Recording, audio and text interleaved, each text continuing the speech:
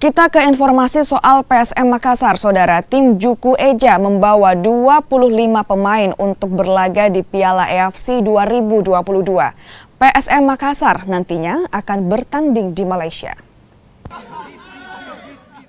Kick-off Piala AFC 2022 siap dihelat. PSM Makassar sebagai salah satu wakil Indonesia bersiap menghadapi tim tangguh di kawasan Asia itu. PSM pun bermodal 25 pemain untuk mengarungi babak fase grup Piala AFC 2022. 25 pemain tersebut termasuk para pemain asing yang bisa jadi tumpuan dalam pertandingan.